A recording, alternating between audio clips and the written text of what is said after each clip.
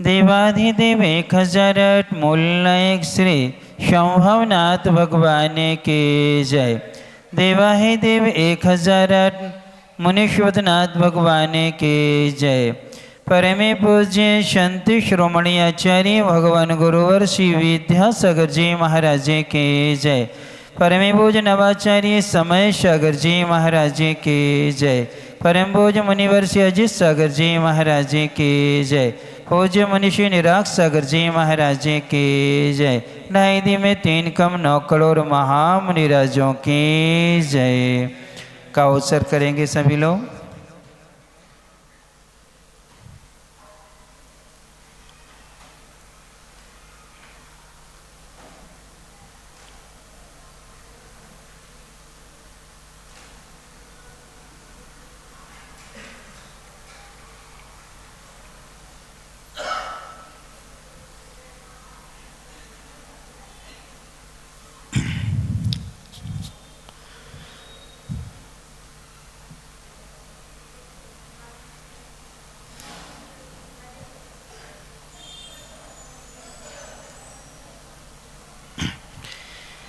अरिहंत भगवन्तीन्द्रमहितः सिद्धाश्च सिद्धीश्वरः आचार्याजिन शासनोन्नतिकरः पूज्योपाध्यायिकः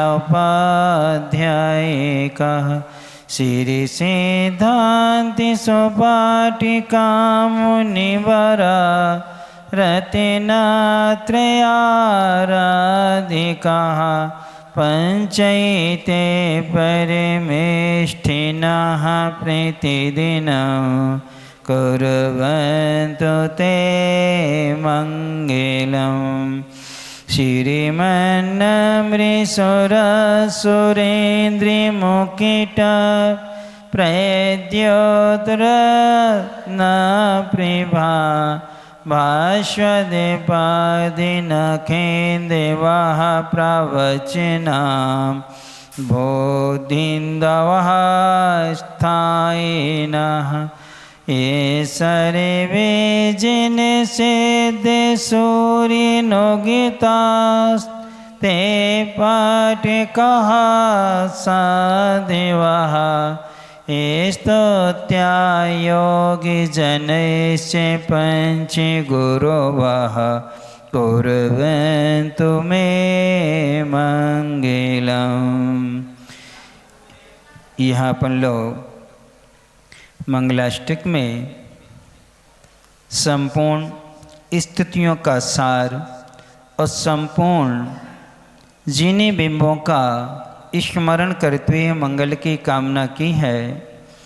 तो यहाँ पहले और दूसरे छंद में पंच परमेष्ठियों के स्मरण किया था।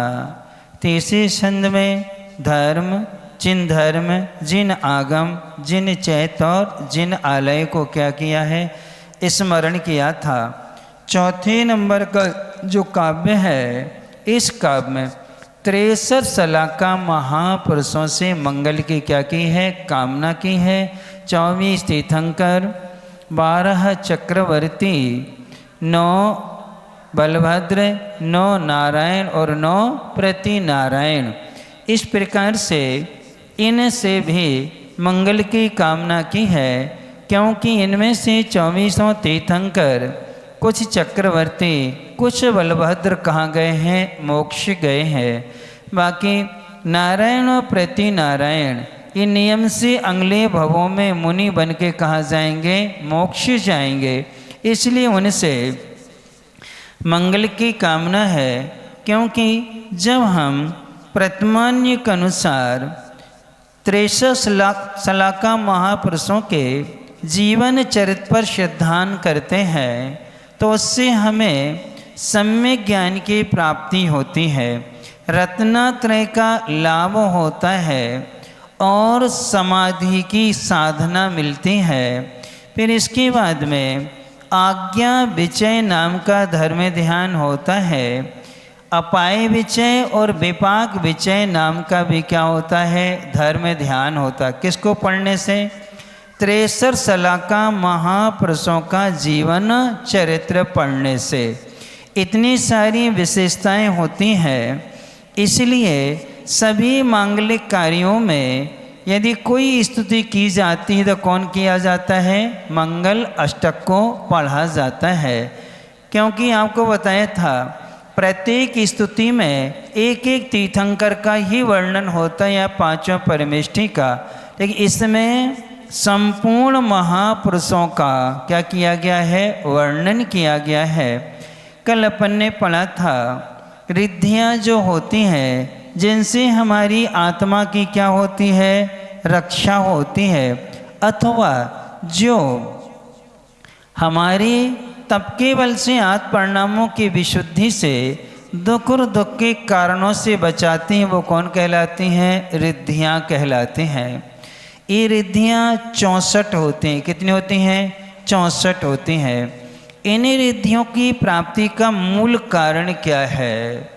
इन रिद्धियों को प्राप्ति का मूल कारण है चारित्र मोहिनी कर्म की विशुद्धता। किसकी? चारित्र मोहिनी कर्म की विशुद्धता, यानी बगैर चारित्र की रिद्धियाँ मिलती नहीं है। सम्यक दृष्टि को भी मिलती हैं और मिथ्या दृष्टि को भी मिलेंगी, लेकिन मिथ्या दृष्टि के लिए जो रिद्धियाँ मिलती हैं वो भी उसको उसके चारित्र के बल से मिलती। किसके बल से? चारित्र के बल से, यानी 5 पाप, सप्त व्यसन, इनसे जो रहित होते हैं और जो मंत्र जाप उपवास पूर्वक करते हैं। क्या करते हैं? उपवास पूर्वक मंत्र आदि का जाप करते हैं, उनके लिए रिद्धियाँ क्या होती हैं? प्राप्त होती हैं। लेकिन इनमें से 64 रिद्धियाँ हैं। इन रिद्धियों में कुछ रिद्धियाँ ऐसी हैं जो हमें इस भाव में भी मिल सकती हैं और साथ में कुछ रिद्धियाँ देव गति में स्वभाव से मिलती हैं। कौन से में? देव गति में अणिमा, महिमा, लघिमा, ईशत्व, वशित्व, प्राकाम और अंतर्धान, ये 8 रिद्धियाँ देवों की चारों निकायों में होती हैं। किस में होती हैं? चारों निकायों में देवों में क्या है? ये पाई जाती है। लेकिन उन्हीं देवों में पाई जाती है जिन्होंने यहाँ तप आदि को अच्छे से क्या है? किया हुआ है।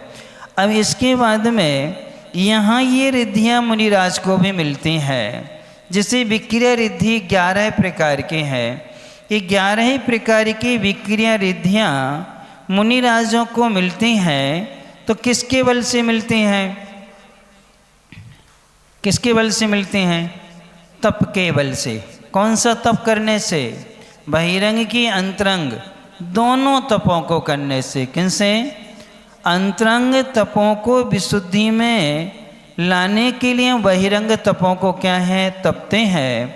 जैसे विष्णु कुमार मुनि महाराज थे, उनके पास में विक्रिया रिद्धि थी। वह विक्रिया रिद्धि कैसी थी?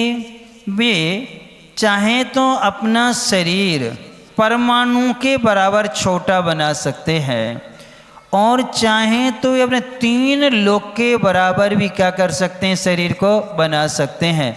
लघु यानी अणिमा नाम की भी रिद्धि है और महिमा यानी बड़े नाम की भी क्या है? रिद्धि है। उससे वो इतना हल्का बना सकती है अपने शरीर को कि कोई ऐसा फूंके तो उड़ जाए, और इतना भारी बना सकते हैं कि उनके लिए देव लोग भी नहीं उठा सकते। कौन? जैसे देव में सौधर्य इंद्र में जम्बू द्वीप को डमरू की तरह लेके बजा सकता है, लेकिन महिमा रिद्धिधारी मुनिराज बैठ जाएं और वो संकल्प कर लें तो सौधर्य इंद्र पूरी ताकत लगा लेगा, तब भी उनको क्या नहीं कर सकता? उठा नहीं सकता है। तो ये रिद्धियाँ ब्रह्मेश जो है चारित्र मोहिनी 5 महाव्रतों के साथ में मासोवास करने से, ऋषि परित्याग आदि करने से क्या होती हैं? प्राप्त होती हैं। बुद्धि रिद्धि जो थी वो 18 प्रकार की है। कोष्ठ बुद्धि है, बीज बुद्धि आदि हैं। ये 18 जो रिद्धियाँ होती हैं बुद्धि रिद्धि, ये 18 प्रकार की बुद्धि रिद्धियाँ ज्ञान वर्ण कर्म के प्रकृष्ट छौसम से, लेकिन ज्ञान वर्ण के प्रकृष्ट छौसम के साथ साथ में किसका छौसम होना चाहिए? चारित्र मोहिनी का। किसका होना चाहिए? चारित्र मोहिनी का। यानी ये मुनिराज ऐसे ऐसे बीज बुद्धि आदि रिद्धि होती हैं, एक बीजाक्षर बोलेंगे और सारे द्वादशांग का क्या कर लेंगे? पाठ कर लेते हैं। जैसे कोष्ठ बुद्धि है, एक अपन कोठे में 10-15 प्रकार के अनाज रख दें तो वो अनाज सुरक्षित रखे रहते हैं, कभी एक दूसरे में मिलते नहीं हैं। ऐसे ही वो चारों नियोगों के ग्रंथों को कंठस्थ कर लेते हैं, लेकिन एक नियोग का विषय दूसरे में नहीं जाता, दूसरे का विषय तीसरे में नहीं जाता है। अर्थात जिस समय जिसकी आवश्यकता उसका क्या करते हैं? वो कथन कर लिया करते हैं। ये बुद्धि रिद्धि है ज्ञान वर्ण कर्म का छयोत्सम, और साथ साथ में चारित्र मोहिनी कर्म के छौसम से क्या होती हैं? प्राप्त होती हैं। इनमें से केवल ज्ञान नाम की जो रिद्धि है वो ज्ञान वर्ण कर्म के क्षय से मिलती। किससे मिलती है? ज्ञान वर्ण कर्म के क्षय से प्राप्त होती है। अब कई बच्चों को याद नहीं होता, बहुत से लोग क्या करते हैं? शिकायत करते याद नहीं होता। 2 कारण है कि याद न होने के। एक तो लौकिक शिक्षा का जो विषय है वो याद होता है, धार्मिक विषय याद नहीं होता। कई लोगों के लिए धार्मिक विषय सब याद होते हैं, लेकिन स्कूल का या कॉलेज का बिल्कुल भी याद नहीं होता है। तो क्या कारण है कि हमें स्कूल का, कॉलेज आदि का पूरा विषय याद होता है, धर्म का हमें याद नहीं होता है? उसका मूल कारण दिया है राजवार्तिक में। आपने ये तो बड़े लोगों से झूठ बोला होगा। किससे? बड़े लोगों से क्या हुआ होगा? झूठ बोला होगा। दूसरा कारण दिया है अपन से जो बड़े हैं उनकी निंदा की होगी। क्या की होगी? यानी कि जो अपन से बड़े होते हैं उन गुणवानों की जब निंदा आदि करते हैं तब हमारे ज्ञान पर ऐसा आवरण आ जाता है कि हमें जो आत्मकल्याण में साधक है वो ज्ञान बिल्कुल याद नहीं होगा, और जो कोई काम का नहीं है वो हमें क्या होता है? याद हो जाता है। तो ये 2 कारणों से होता है। और जिनको दोनों विषय याद नहीं होते हैं उन्होंने किन्हीं न किसी के स्वाध्याय में विघ्न डाला होगा, या फिर शास्त्र आदि को छिपाया होगा, शास्त्र की विनय नहीं की होगी, शास्त्र सभा में बैठ कर के भोजन पान आदि किया होगा। 4 प्रकार की भी कथाएं धर्म सभा में बैठ कर के करने से ऐसा ज्ञान वर्ण कर्म का बंध होता है कि हमें ना धार्मिक विषय याद होता है और ना लौकिक विषय याद होता है।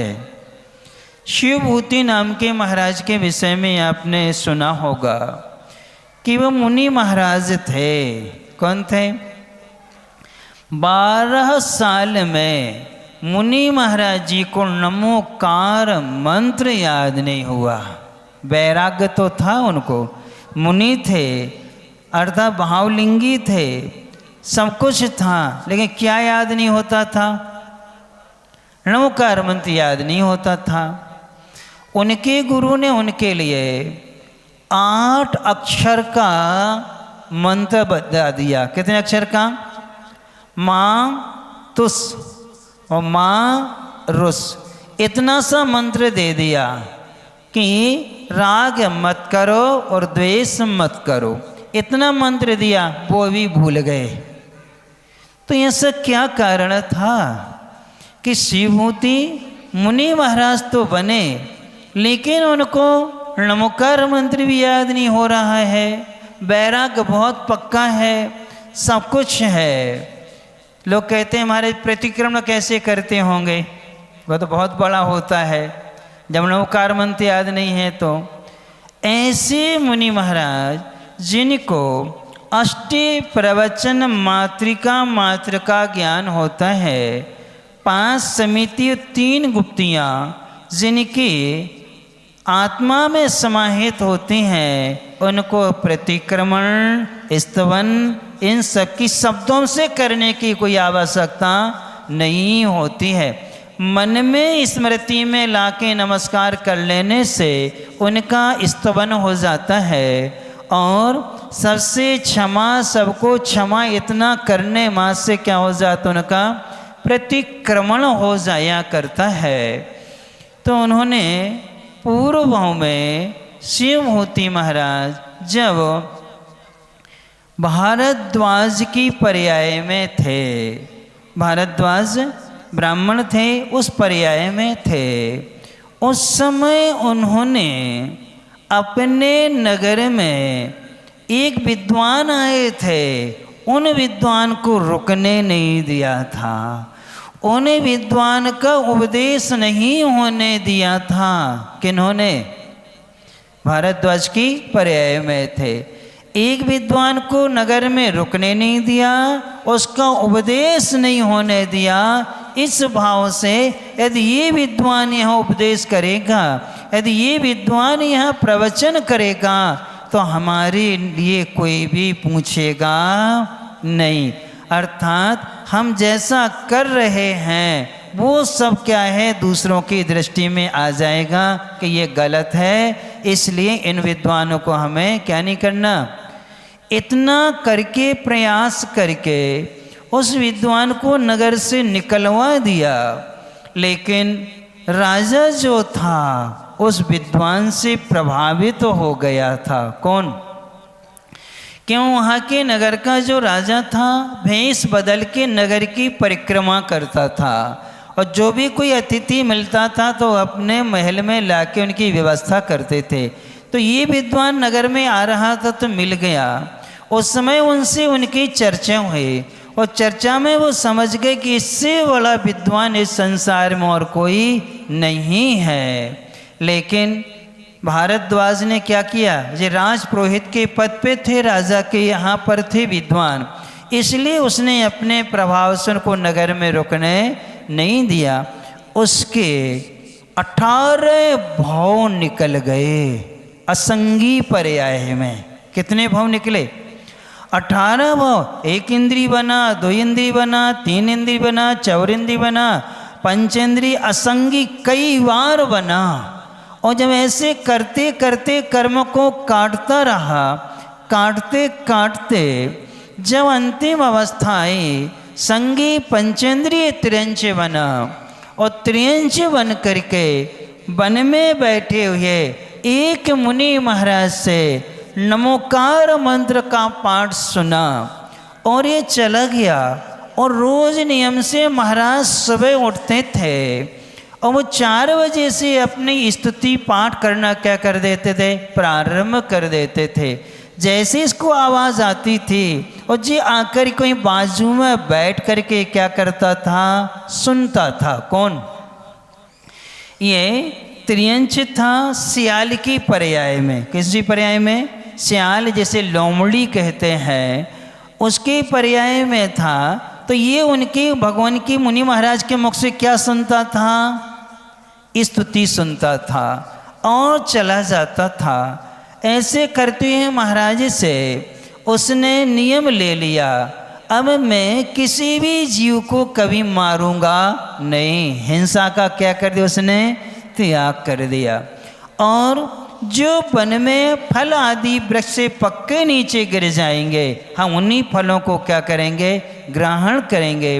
पानी हम प्राशुक पानी पिएंगे, यानी झरने का पानी पिएंगे या नदी का क्या करेंगे, पानी पिएंगे। बाकी कोई भी जल हम ग्रहण नहीं करेंगे। ऐसे अणुव्रतों को धारण कर लिया। धारण करके मरण हुआ, और मरण करके वो शिवभूति की पर्याय में आया। किस में आया? शिवभूति कोई गरीब नहीं थे, राजा के बेटे थे। किसके बेटे थे? राजा के यहाँ जन्म हुआ, अच्छी सुख सुविधाओं में पालन हुआ। राजा जी ने इसके लिए गुरुकुल में रखा, दो दो गुरुओं को अपने महल में रख कर के पढ़वाया, अथक प्रयास किया, यहाँ तक कि एक स्वर्ण मुद्रा देता था विद्वान के लिए। वो विद्वानों ने अथक प्रयास किया, लेकिन उसको एक अक्षर भी क्या नहीं होता था, याद नहीं होता था। किसको? लेकिन जो सियाल के पर्याय में अनुवृत आदि पाले थे, उस चर्या का संस्कार था कि उच्च कुल में जन्म हो गया।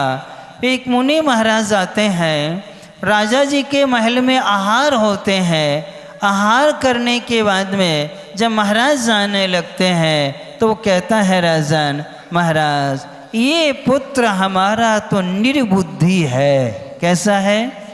निर्बुद्धि है, इसको कोई ज्ञान नहीं है, ये कुछ सीखता ही नहीं है, सब कुछ है लेकिन इसके लिए कोई अक्षर याद नहीं होता है। और हम चाहते हैं, हम आपको समर्पित करते हैं। किसको?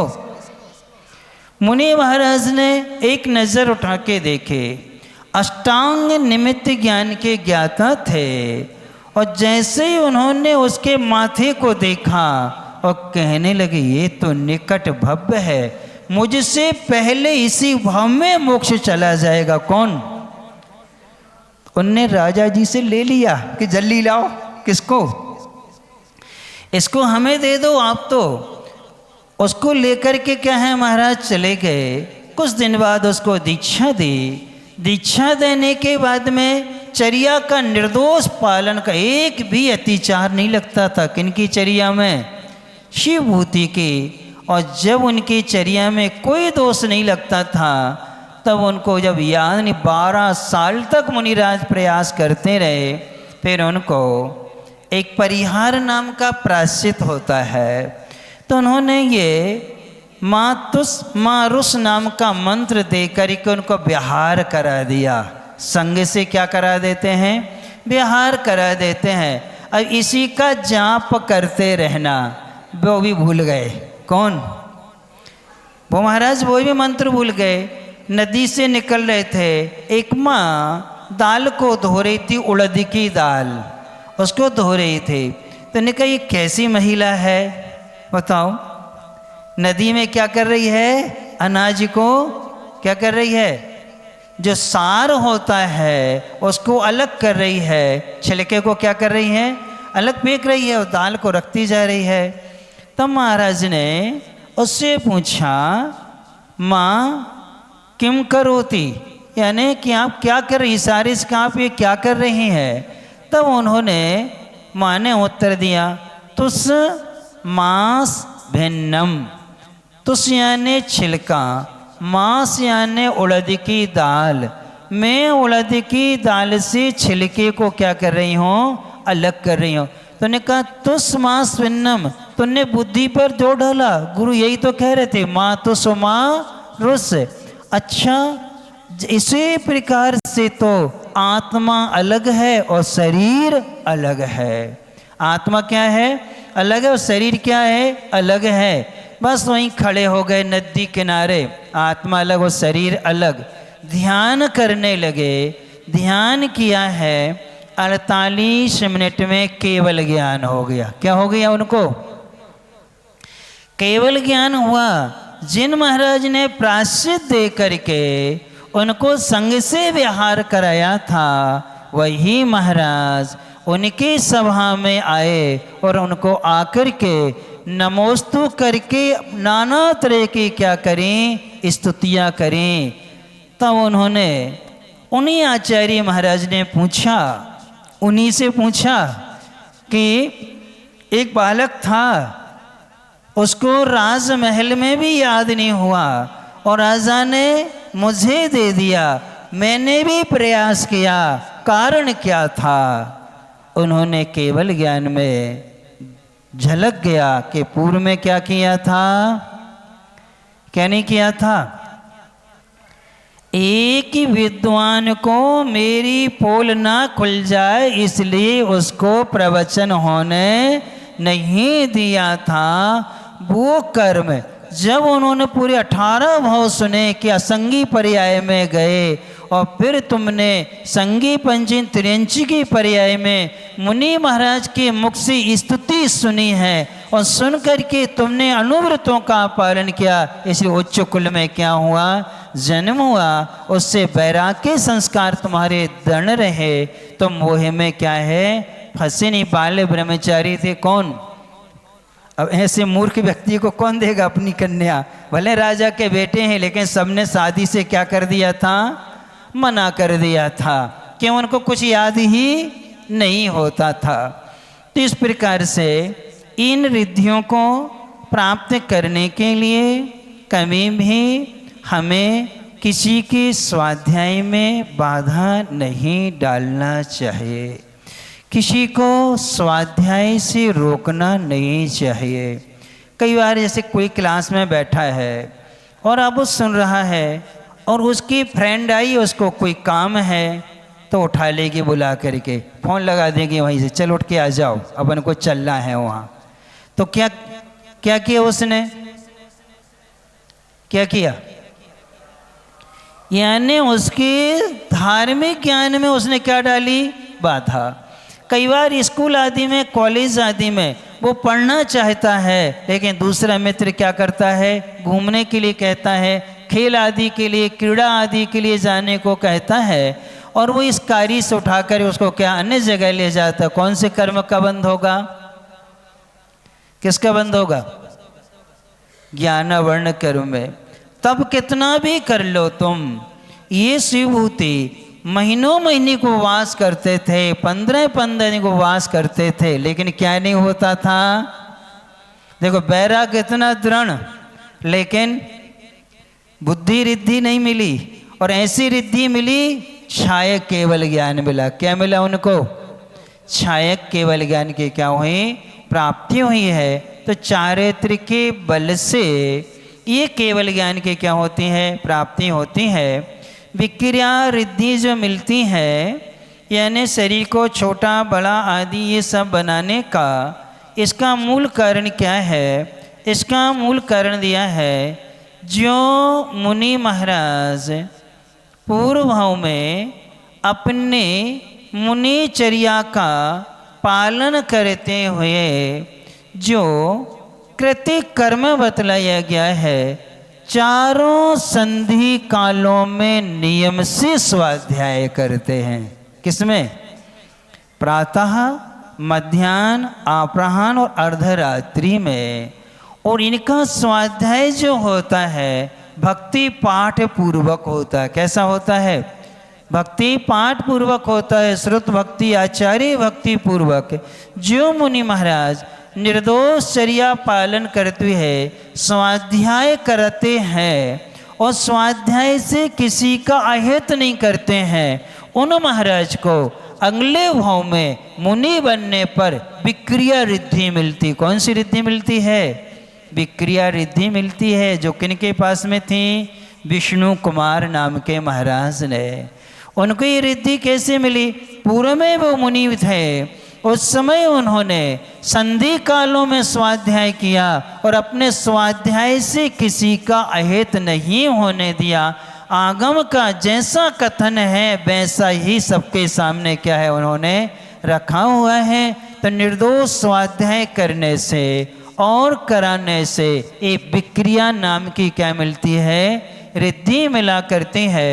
विक्रिया के बाद में होती क्रिया रिद्धि। 9 प्रकार की जो क्रिया रिद्धि होती है, ये क्रिया रिद्धि जो है कैसे मिलती है? 5 समिति का निर्दोष पालन करने से। कौन कौन सी? ईर्ष्या, भाषा, ऐषणा, आदान निक्षेपण और प्रतिष्ठापन।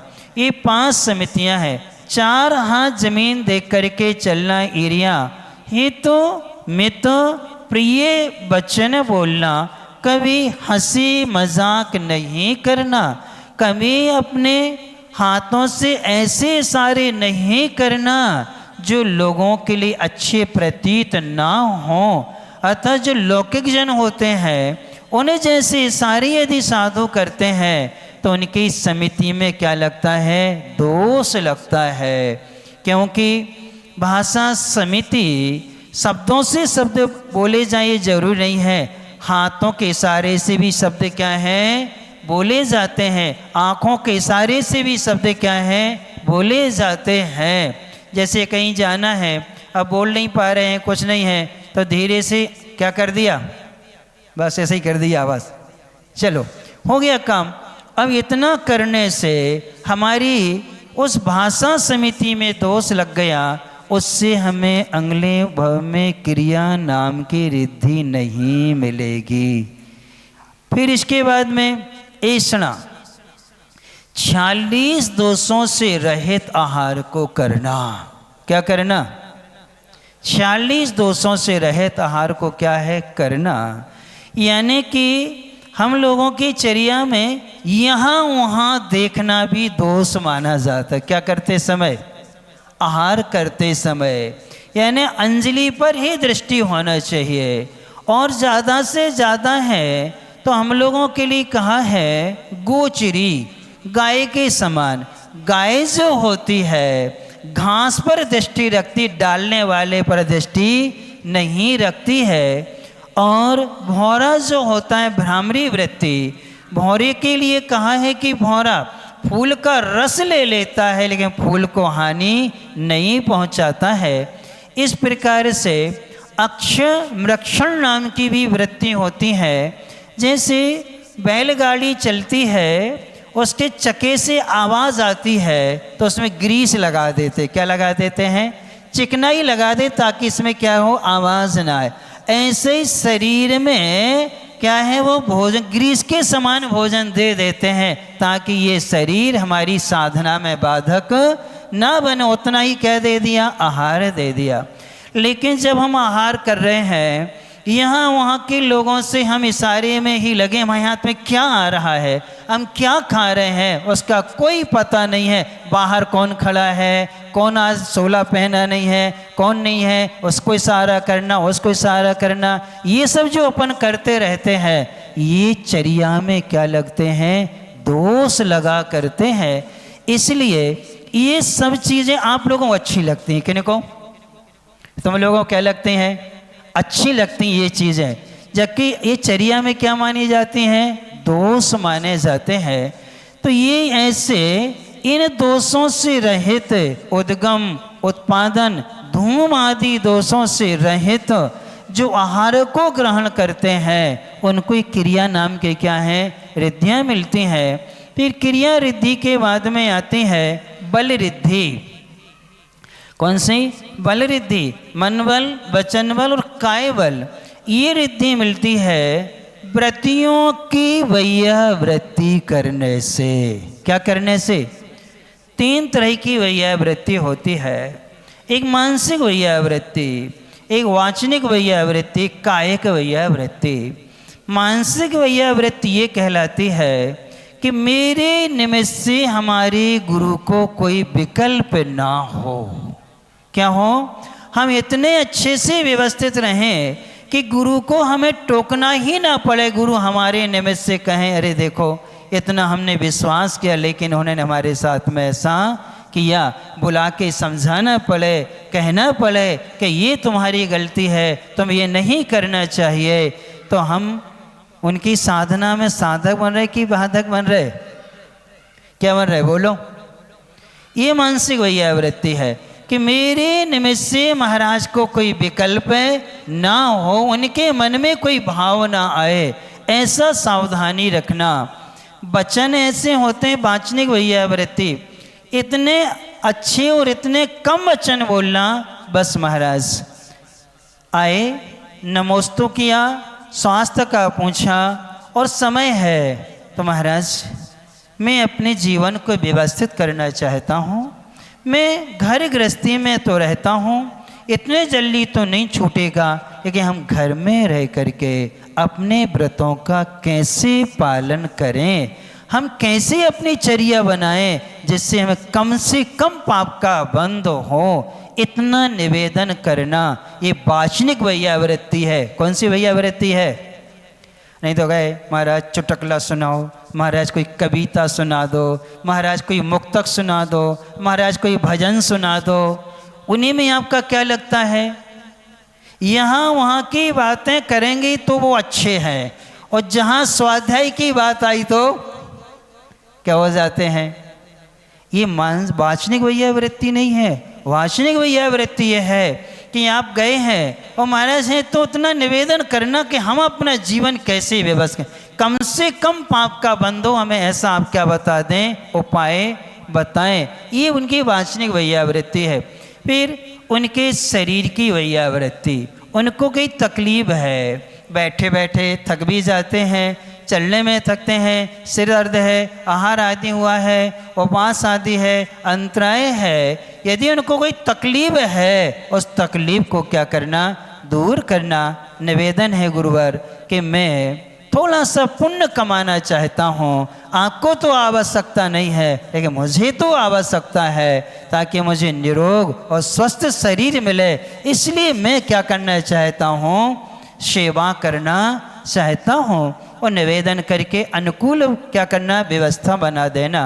इस प्रकार से वैयावृत्ति करने से मानसिक, वाचनिक और कायिक, ये करने से बल रिद्धि के क्या होती है, प्राप्ति हुआ करती है। फिर इसके बाद में तप रिद्धि। तप रिद्धि ऐसी रिद्धि होती है, इसकी प्राप्ति होती है इच्छाओं का निरोध करने से। क्या करने से? देने वाला देता है लेकिन लेने वाला लेता नहीं है। अब कई बार कहते महाराज जी आपने थाली में से हटाया तो था नहीं, अब क्यों नहीं ले रहे?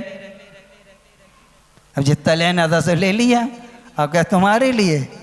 नहीं महाराज आपको तो लेनी पड़ेगा, और ले लो और ले लो और ले लो।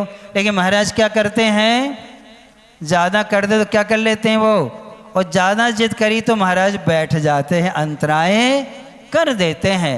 इच्छाओं का निरोध है, यानी जितना लोगों से मिल रहा है उसमें लेना ही नहीं, ना ख्याति को स्वीकार करना, ना वस्तु के लाभ को स्वीकार करना, और ना ही प्रतिष्ठा को क्या करना, स्वीकार करना। एक मुनि महाराज जी मिले थे, बहुत पहले की बात है, चूँकि गृहस्थ में थे तो नाना मुनि महाराज थे। उनके साथ में वो महाराज थे, उनका नाम कीर्ति सागर था, और वो महाराज बहुत निष्प्रय थे, तखत पाटा भी नहीं लेते थे। जाते थे मंदिर में या धर्मशाला में, जमीनी पर ही लेटते थे, कोई चिटाई इटाई ओढ़ते नहीं थे, दक्षिण भारत के थे वो। और पिछी कमंड के अलावा कोई शास्त्र भी अपने पास नहीं रखते थे। मंदिर में से उठाया, पढ़ लिया, स्वाध्याय किया, जनालय में क्या है छोड़ा, और आगे बढ़ जाते थे। वो महाराज का प्रसंग है केसलोंच का। महाराज केसलोंच कर रहे हैं आप, क्योंकि आपने राख का निवेदन किया था, तो उन लोगों ने स्टेज अच्छी बना दी। क्या बना दी? अच्छी स्टेज बना दी। काफ़ी लोग आएंगे, देखेंगे, महाराज प्रभावना होती है। महाराज ने कुछ नहीं कहा, चुपचाप रहे। प्रातः हुआ, कमंडल उठाया, जंगल के लिए गए, और वहाँ गए और जाकर के वहीं पत्थर पर बैठे, और वहीं क्या कर लिया, बनी रहे तुम्हारी स्टेज, तुम्हारा मंच, सब कुछ वहीं पड़ा रहा। और जब आए, लोगों ने कहा रोज महाराज को 20 से 25 मिनट लगते थे जंगल के लिए, अभी तक महाराज लौटे नहीं। महाराज को करीब 1.25 घंटा लग गया, लेकिन लोगों की हिम्मत नहीं पड़ी, कौन जाए देखने। कोई बात नहीं, वो लोग बैठे रहे। और जब महाराज वहाँ से आए तो कैसे थे, बिल्कुल केसलोंच हो गए। ये कहलाती है इच्छाओं का निरोध, ये कहलाता तप, यानी हर इच्छा का क्या कर देना, निरोध कर देना।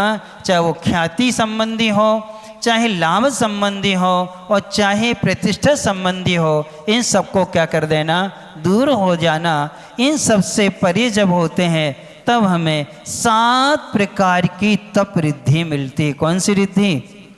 7 प्रकार की क्या मिलती है? तब रिद्धि मिलती है जिनसे हम प्रभावित हुए थे। मुनि श्री ब्रह्मानंद सागर जी महाराज, हम लोग उस समय स्कूल और कॉलेज में थे, उस समय उनसे प्रभावित होकर के होटल का त्याग किया था आजीवन। किसका? होटल का त्याग। ये बैठी दीदी ने भी उसी समय त्याग किया था, और ये सब भैया बैठे हैं, ये सबकी शुरुआत उस समय से हुई है कि वो महाराज आए थे, और उन महाराज से हम उस समय 90 लड़के जुड़े थे उनसे। कितने? 90 लड़के। वो उन्हीं से आहार लेते थे जिनका आजीवन होटल में खाने का क्या हो? त्याग हो। रात्रि के बनी हुई सामग्री का भी त्याग हो, रात में खाने का नहीं, रात में जो सामग्री बनी है उसका भी दिन में खाने का क्या हो? त्याग हो।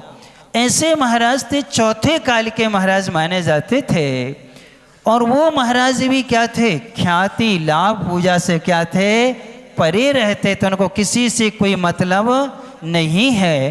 तो इस प्रकार से उनको महाराजों के पास ऐसी रिद्धियाँ क्या होती हैं? प्राप्त हो जाते हैं कि 8 दिन के निर्जल क्या कर लेते हैं? उपवास कर लेते हैं, और ठंडी गर्मी बारिश को ऐसी लकड़ी पर क्या करते हैं? सहन करते हैं। वो चटाई भी नहीं ओढ़ते थे और कुछ बिछाते भी नहीं थे, ठंडी में ऐसे ही रहते थे, गर्मी में तो ठीक है। और एक विशेषता थी उन महाराज से, वो कभी नैपकिन कपड़े से शरीर को पुछवाते नहीं थे, यानी कपड़े का स्पर्श नहीं होना चाहिए। वही व्रती करते समय हम लोग अपने क्या करते थे? कपड़े ऐसे ऊपर चढ़ा लेते थे, तब उनकी क्या करते थे? वही व्रती करते। दक्षिण भारत के थे आचार्य महाराज के जो प्रथम गुरु थे महाबल सागर जी, उनके शिष्य थे वो ब्रह्मानंद सागर जी। तो ऐसे इच्छाओं का निरोध करना क्या है? तप कहलाता है। अर्थ ऐसे ग्रस्त भी होते हैं। हमने ग्रस्त को देखा, यहाँ मिसरौली के थे वो, कोमल चंद जी जैन शिक्षक थे वो, उन महाराज से प्रभावित थे और ब्रह्मानंद सागर से जुड़े थे। वो एक बार आए पर्यूषण में, उनके पास 1 माह रहते थे। 1 माह जब रहते थे तो श्रावक के यहाँ भोजन नहीं करते थे। किसके यहाँ? एक टीन है जो तेल का टीन आता है ना, वो टीन उनके साथ था। उसमें उनका एक स्टोव था। क्या था? स्टोव था। एक गंजी थी और एक पानी की इतनी सी क्या थी? कैन थी 2 लीटर के करीब, और उसी में एक थाली थी, एक चम्मच थी। इसके अलावा कुछ भी नहीं। वो क्या करते थे? अपना चावल दाल आदि सब अपना लाते थे, सुखा लिया, धो लिया, और अपने ही पैसे से क्या किया? खिचड़ी बना लेते थे, उसी में सब कुछ डाला और एक टाइम लेते थे और खाया पिया, और शेष समय महाराज के पास बैठ के स्वाध्याय करते थे। शिक्षक होने के बाद, रिटायर्ड होने के बाद हेडमास्टर थे वो, इतना निष्प्रय थे, अपना घर आदि सब अपने बेटों के नाम कर दिया था। जो पेंशन मिलती थे उस पेंशन से अपना भोजन और जितना पैसा बचता था सो क्या करते थे? दान में करते थे। वो हमें पिड़ावा प्रवचन के लिए लेके आए थे महाराज के पास 96 में कि ब्रह्मचारी जी आपको प्रवचन के लिए चलना है। तो वो हमें लेके आए थे और उस समय वो हमें लेके भी वापस गए। समाज ने प्रवचन के बाद एक लिफाफा दिया तो हमने लिया नहीं। हमने कहा देखो समाज हमें आहार अच्छे से करा देती है, पहनने को कपड़े दे देती है, पढ़ने लिखने के लिए डायरी पुस्तक शास्त्र दे देती है। कहीं भैया जी किराए के लिए काम आएगा, हमने कि मास्टर साहब लेके आए हैं और यही क्या करेंगे, हमें ले जाएंगे, अब हमें ज़रूरत नहीं है। तो ऐसी निष्प्रहा जहाँ होती है ये महाराजों से हमें सीखने को क्या है मिला करती है। उनको तप रिद्धि मिलती है। कौन सी रिद्धि मिलती है? तप रिद्धि की क्या होती है? प्राप्ति हो जाया करती है। इस प्रकार से इन रिद्धियों के क्या है ये कारण है। रस रिद्धि 5 प्रकार के होती है। नीरस भोजन करने से ये रिद्धि प्राप्त होती। कौन सा भोजन करने से? नीरस भोजन करने से रिद्धि मिलती है, यानी सभी रसों का क्या करना? त्याग करना मात्र हमें काम चलाने के लिए क्या है, साधना के लिए अन्न और जल को क्या करना, ग्रहण कर लेना।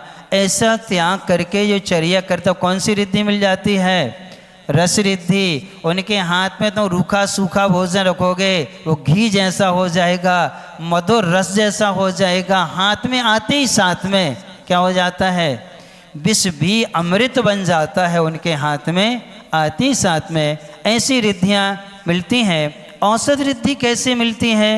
औषध रिद्धि जो होती है ये जो है दो कारणों से मिलती है, वैयावृत्ति करने से और औषध का दान करने से। क्या करने से? वैयावृत्ति और औषधि का क्या करने से, दान करने से। कैसी औषधि दान करना चाहिए? कैसी? छिपा के कि छपा के है? अपन दान कैसे देते हैं, छिपा के कि छपा के? देखो वो लगे सामने, फ्लैक्स लगे। यदि एक व्यक्ति का नाम कम हो जाए, यदि वो जन्म हुआ है 15 दिन का है, भाई महीना भर का है, यदि उसका नाम भी छूट गया तो उनको विकल्प होगा, तुमने उसका नाम नहीं बोला था इसलिए हम नहीं देंगे पैसे। क्या करेंगे? तुमने शांति धारा में उसका नाम नहीं बोला इसलिए क्या नहीं देंगे हम।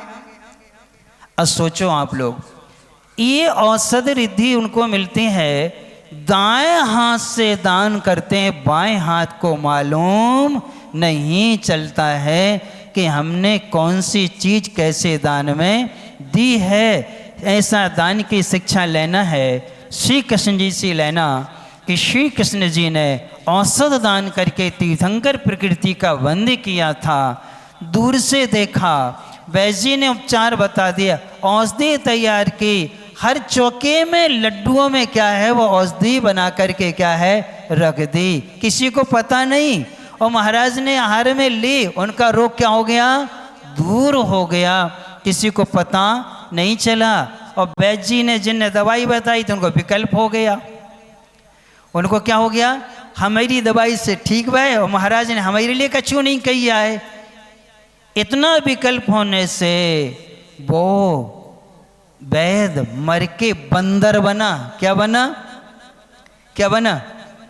देखो औषधि दान एक ने दी तो तीर्थंकर प्रकृति का बंद किया, एक ने प्रशंसा चाहिए तो क्या बन गए वो। तो आप लोग भी क्या चाहते हो है? सब लोग देखें, सब लोग प्रशंसा करें, तभी तो अपन के लिए लगेगा कि हाँ ये दान देने वाले हैं, ये चौका लगाने वाले हैं, इनके यहाँ थाली में इतनी सारी चीज़ें हैं, लोग आएंगे तो देखते हैं हाँ 4-5 थाली दिखाएंगे, चौका अच्छा है ना। इसीलिए अपन करते हैं। तो अपन को कभी भी ये रिद्धियाँ मिलती नहीं है। औषध रिद्धियाँ तो ये होती हैं, मिट्टी भी उठा के दे देते हैं तो वह भी औषधि का क्या है, काम कर जाती है। उन महाराज के शरीर से स्पर्शित हवा यदि किसी को लग जाए उसका रोग दूर हो जाता है।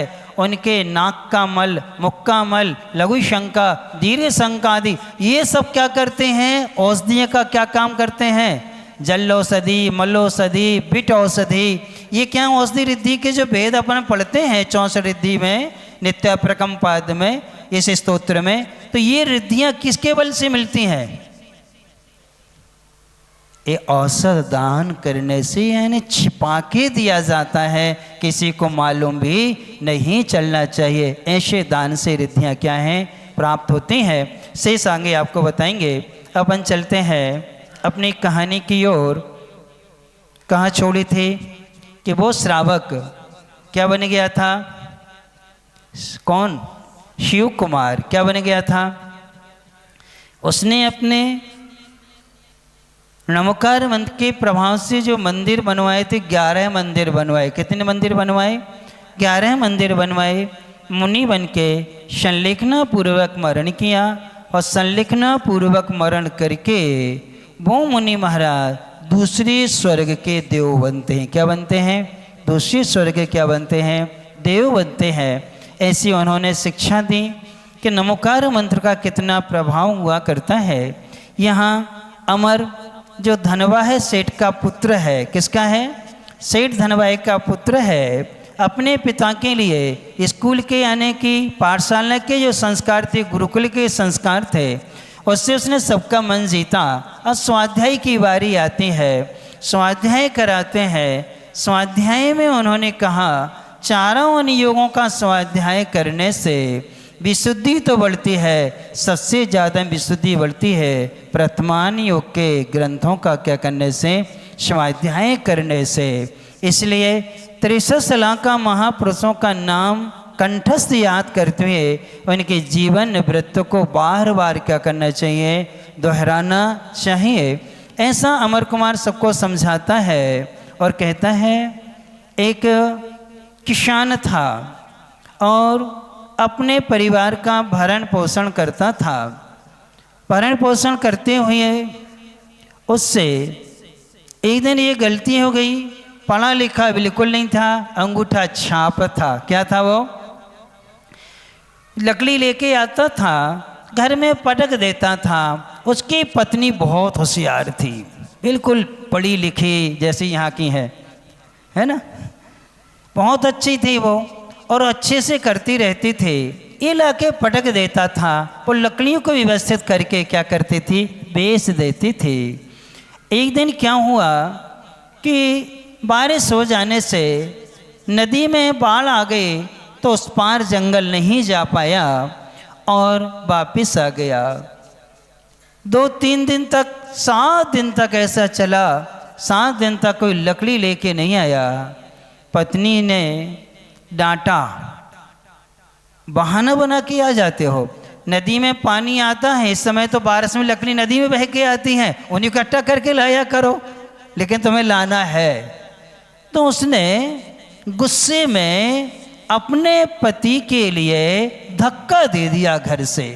निकम्बे, काय को विवाह कर लिया था, जो पालन नहीं कर सकते, खिला नहीं पड़ा सकते, ऐसे अपशब्द बोल के उसको क्या कर दिया, निकाल दिया। वो भी स्वाभिमानी था, घर छोड़ के चला गया। कौन? वो किसान चला गया। चलते चलते दूसरे नगर में पहुंचा। 2 दिन का भूखा था, पानी पी लेता था, फल मिल जाते थे, लेकिन अनाज के बगैर पेट भरता नहीं है। ऐसा उसने सोचा क्या करे। और दूसरे गांव में पहुंचा, अनजान था।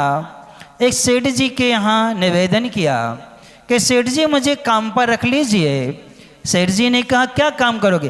तुम जो कछु करो सब कुछ करेंगे, जो कुछ आप कहोगे हम सब कुछ करेंगे, सिर्फ हमसे लिखते नहीं बनता, हम धंधा पानी नहीं कर सकते, हम पढ़े लिखे नहीं है। तनख्वाह क्या लोगे? भरपेट भोजन। क्या चाहिए? तनख्वाह क्या लोगे?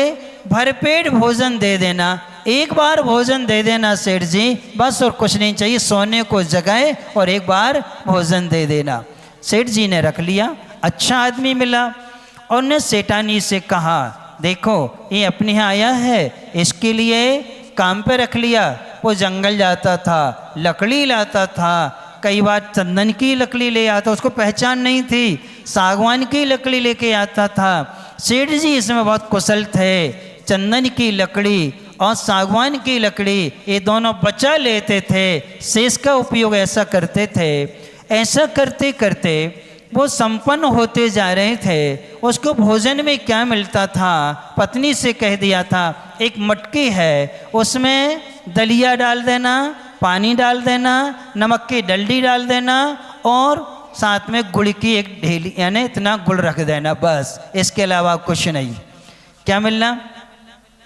दलिया और गुड़, इसके अलावा कुछ नहीं। वो आता था, नहाया धोया, लकड़ी पटकी और अपनी मटकी देखी, उसको क्या किया, लिया और अपना खाए पिए पानी पिया और सोता था आराम से। कौन? और उसके अनुकंपा से सेठ जी बहुत धनवान हो गए। इतने धनवान हो गए कि चंदन की लकड़ी बहुत महंगी बिकती है। अच्छा हुआ दीपावली का अवसर आया और दीपावली के अवसर पर सेठानी ने बहुत अच्छे अच्छे पकवान आदि क्या हैं बनाए। और जब बनाए तो सेठानी को दया आ गई कि देखो त्यौहार का दिन है, अब इसको ये दलिया अलिया खिलाना अच्छा नहीं है, इसको अच्छा भोजन करा देना चाहिए। इसी की कृपा से इतना बड़ा है, तो उसको अच्छे पकवान खिला दिए। किसको? अब उसने भी अपने जीवन में पहली बार खाए थे क्या पकवान, और सेठ जी के यहाँ के पकवान। आपके यहाँ तो बनते ही नहीं है, आप लोग तो सिर्फ 3 चीज़ों से बस महाराज का पेट भरा देते हो, दाल रोटी और ज़्यादा भाई तो क्या बना दी, खाकरे बना दिए, और ज़्यादा भाई तो क्या बना दी, कच्ची बाटी बना दी। बस इतने से क्या हो जाएगा, महाराज का काम हो जाएगा। ठीक है, अब उसने जो बहुत सारी चीज़ें खाए और उस दिन उसने क्या किया, नींद नहीं खुली उसकी। क्या नहीं खुली, नींद नहीं खुली, उठा ही नहीं, आराम से क्या रहा, सोता रहा। सेठ जी गए, क्यों आज काम पर नहीं जाना क्या, उठे नहीं, कहते नींद आ रही। सेठ जी ने कहा आज तक कभी व्यक्ति बोला नहीं, आज तो क्या कह रहा है, और फिर जगाया, पानी डाल दिया उसके ऊपर, उठो बैठो चलो काम पर जाओ, नहीं जाने त्योहार है सोएंगे। अरे सेठ जी को और बड़ा आश्चर्य हुआ कि आज तक ये कभी बोला नहीं, साल भर हो गई और आज तो जी ऐसे कर रहा है। पता किया कारण क्या है, शेष कहानी डैश डैश डैश आगे मालूम चलेगा। ये अमर वहाँ इस धर्म सभा को, अपने पिताओं प्रजनों को अपने गुरु से सीख के आया है। वो देना है कि मैंने गुरुकुल में रह करके अपने गुरु से क्या सीखा है और हमारा कैसा जीवन होना चाहिए, ये शिक्षा वो आगे अपन को जानने को मिलेगी। ऐसे ही आपको हमने कहा था इस पुराण में बहुत सारी कहानियाँ तुमको मिलेंगी। यहाँ सुंदरी कहानी सुनाएगी, यहाँ अमर सुनाएगा, उनके मित्र सुनाएंगे, उनको गुरु सुनाएंगे, ये सब आपको आगे सुनने को मिलेगा। आज के नियम का पालन कौन कौन ने किया, चोरी तो करी होगी जेब में हाथ डाल के है? अच्छा, पुरुष वर्ग में से 2 लोगों ने, बाकी 3 लोग बस। अच्छा, जेब में हाथ नहीं डाला था, स्वयं को दूसरे के।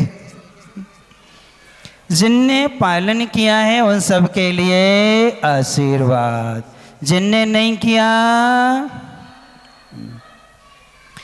अब कल के लिए नियम चाहिए कि नहीं, पालन करोगे कि नहीं, अच्छे से करोगे कि ऐसे ही बेमन से, बेमन से।